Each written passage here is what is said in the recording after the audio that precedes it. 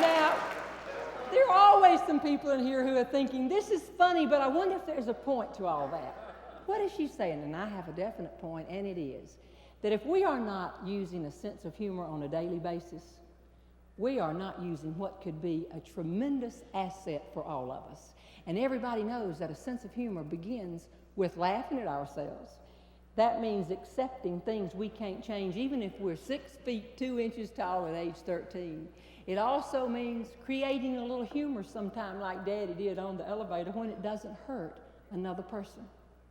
And it also means accepting things about the people around you that you can't change. Like Bob Eugene's friends.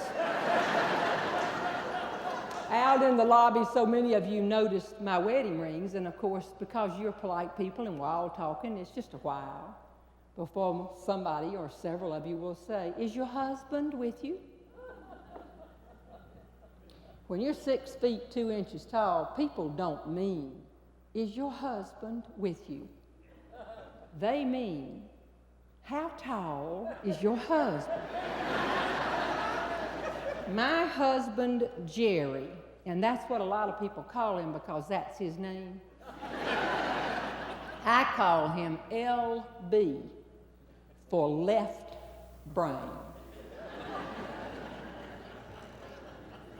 I love this man. He is my best friend. I wouldn't talk about him if it hurt his feelings, but the man is left brain. If you're sitting here right now and you have absolutely no idea what I'm talking about, you probably are one too. I am not male bashing. I have a lot of women friends who are left brain. I am right brain. Let me make sure you understand the difference. Let's just say the two of us want to do something simple, like hang a picture in the middle of a blank wall in our home. The left brain person wants to measure forever. He goes out and gets his little tool kit, which is an old fishing tackle box, brings it in, gets out his Stanley 30-foot made in the USA Power Lock tape measure and start measuring. He measures from the ceiling down and from the floor up. I pull up a chair. I know how long this is going to take. And then he measures from the corners of the room in and from the other pictures in the room. And where all of these lines mysteriously intersect, he takes out a pencil, not a pen. I've hit a nerve. Bob Eugene, you're left brain. I can tell. You know how I knew? All these people looked at you and started pointing right there. He takes out this pencil. He doesn't want to use a pen in case he has to erase. Look at the women poking their husbands in here, pointing to them. I can tell he's one too. And left brain makes a dot. And he puts all his stuff up and turns back around and he can't find that dot.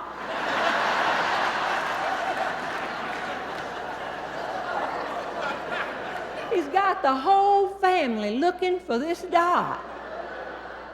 And before long, he just measures again. And if the second dot doesn't come in right on top of the first dot, we go for 2 out of 3. Then he takes a tiny nail and he taps very lightly because the picture is not heavy. If it's a heavy picture, we have to look for studs. I won't even go into that.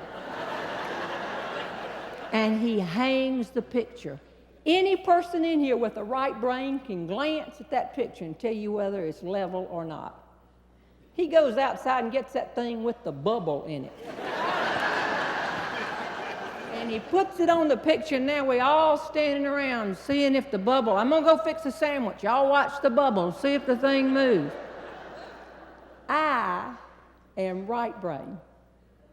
I step away from the whole wall and size it up.